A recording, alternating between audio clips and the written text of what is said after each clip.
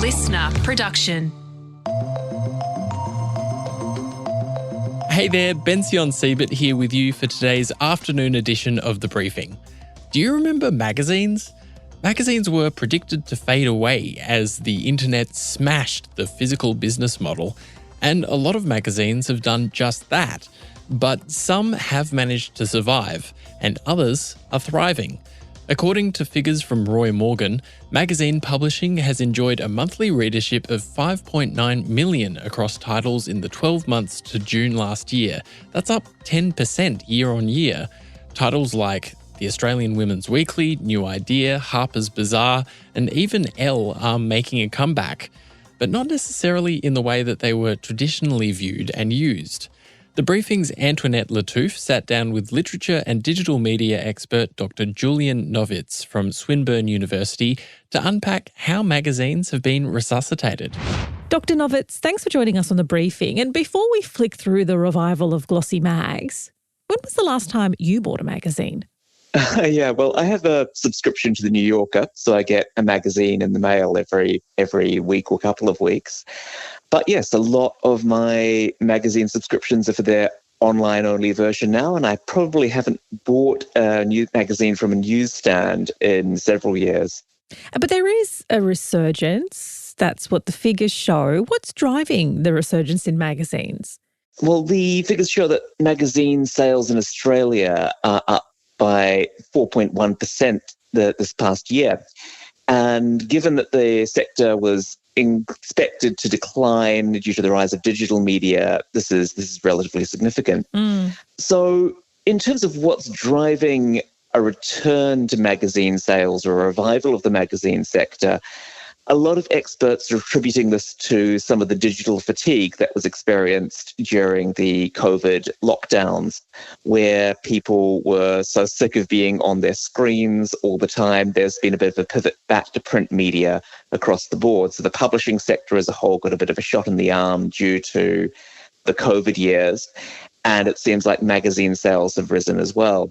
And what do we know about the age of people who are returning to magazines? Because I think it's fair to say that some people instinctively think of print as being almost exclusively for older people. But is there any evidence to suggest that it is rising in popularity across a broader age group?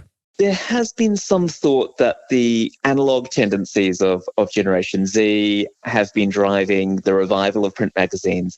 And that's perhaps true for some of the newer titles that are emerging, that are on more specialized subjects and have higher quality production values. However, if we look at the sales figures in Australia for magazines that are actually growing their market, and just about every category of magazine has in the past year grown its market quite interestingly, but the highest sales are from quite familiar old titles. So Women's Weekly, Better Homes and Gardens, and even the venerable National Geographic has grown its market grown print sales anyway by quite a remarkable 20% in this past year.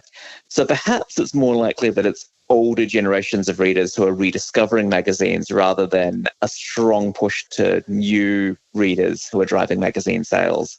And while you've mentioned increasing popularity amongst some legacy titles, you also write in your article in The Conversation that magazines have become a coveted luxury item. Is that for some of those more niche magazines, or is it a coveted luxury item to even have Better Homes and Gardens?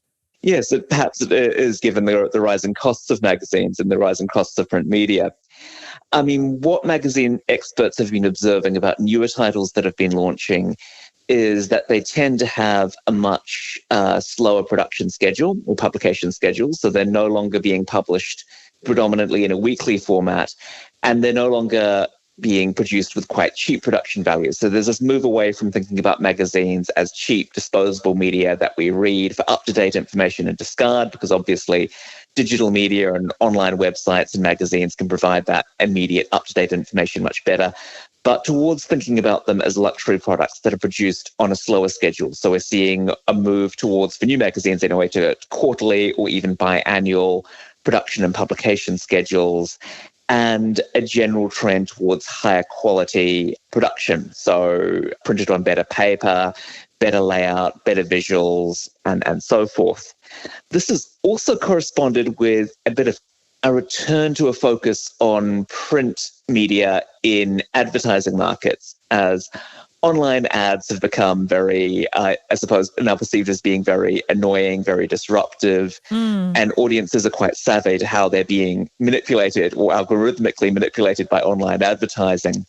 But print media, stats show that print media and print advertising gets more attention from readers. They're more likely to be convinced or swayed by a print advertisement and more likely to give it consideration or time when reading a magazine. And that's in some ways contributed to the better production cost values of new magazine titles. Yeah, that's interesting because sometimes when I'm scrolling something online and the advertisement is like in the way of what I'm reading, I get really annoyed. Yes. You get annoyed and frustrated that it's in the way and you've got to kind of scroll up and down, you turn your phone to the side.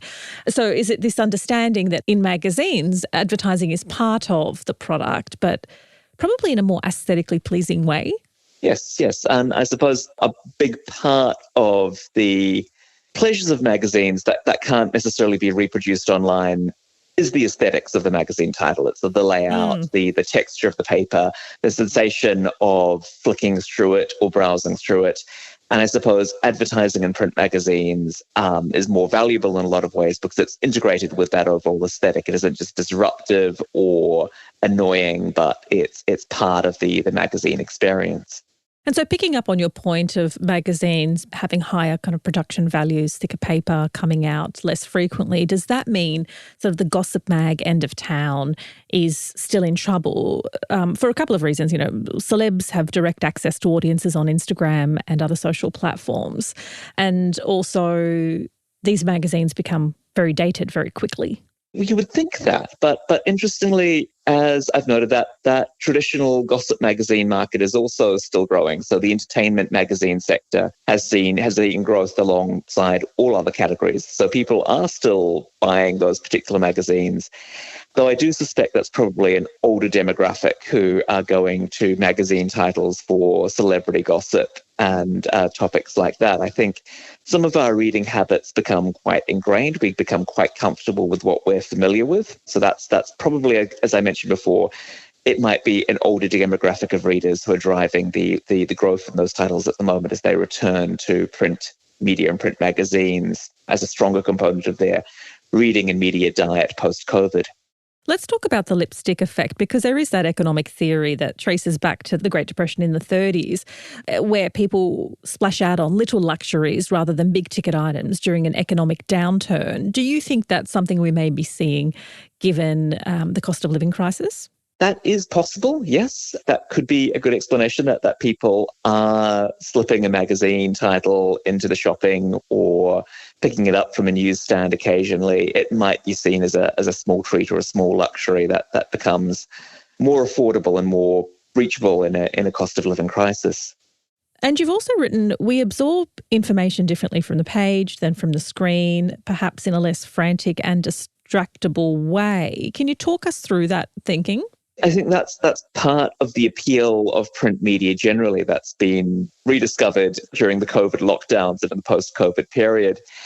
As I mentioned before, there's been a bit of a pivot back to print media in Australia and globally as well. People are, both during the lockdowns and post the lockdowns, reading more print media titles, books, and magazines. And I think part of that is a sort of a rediscovery of the pleasure of being able to focus entirely in kind of a reflective way on a print text. When we read a magazine, for example, we read a magazine article, we have a sense of the magazine as being finite. We're able to flick through it, we're able to identify all the articles that we're interested in, and then read it in a concentrated, more systematic way. When we read online, we're often reading for immediate gratification or immediate information, the answer to our question, the latest moment of distraction, and therefore it's much easier to click away. We're often reading on a page with hundreds of other options, either immediately displayed to us or available to us at any given moment. It's harder to concentrate and focus on a single article or a single reading experience. We might have multiple windows open. We might be jumping between reading from a media site and reading social media or email, and I suppose print media and magazines, and as an example of that, take us out of that particular frantic and distractible space in online reading and give us space to concentrate and space to detach ourselves from other concerns. You've mentioned a couple of titles that have been around for a while and some are making a comeback. I believe Elle magazine is making a comeback. Do you think this is an opportunity for new magazines to enter the market, or it's more about, preserving what has been there, or perhaps repurposing and repackaging magazines that are available? Well, in Australia, the magazine market is much smaller and I think tighter than other localities. So we've not seen a huge range of traditional kind of glossy magazine titles, new magazine titles launching in Australia recently. Internationally, it's a bit of a different picture. In the United States, for example, there were 122 new magazine titles launching in the last year, which is impressive for a sector that's supposed to be dying. So it is difficult to say. I think the magazine market and new titles, as I've mentioned before, are moving to slower production schedules and are targeting niche audiences. They're not necessarily aiming for a mass market appeal or very, very large distributions and circulations in the ways that magazines did back in their heyday of the late 20th century. So to answer your question in kind of a roundabout way, I think legacy titles are holding on to their audiences and even growing them. But whether that trend will continue to new generations of readers is difficult to see. And newer magazines that are emerging have a different marketing and distribution strategy. They're narrow casting, essentially. They're targeting a small invested pool of readers and publishing on a schedule and with a production run that is going to aim at sustaining that audience rather than kind of aiming for exponential growth. That was Dr. Julian Novitz, a literature and digital media expert from Swinburne University, speaking with Antoinette Lattouf. And listen in tomorrow when Antoinette is back with the weekend briefing. Antoinette, what have you got for us? This weekend, we've got Loz from Triple M Brekkie in Adelaide. It is a hilarious chat. We learn a lot about what it's like to work in breakfast radio and also what it's like as a woman in a pretty blokey program, in a pretty blokey environment. Lots of hilarious anecdotes, amazing insights, plenty of laughs, and it's all got something to do with a bloke called Steve and his balls. We've actually got more balls-related content on the briefing early next week, so check your feed from 6 a.m. Monday, and I'll be back with more every afternoon from 3. My name's Bension Siebert. Thanks for joining me.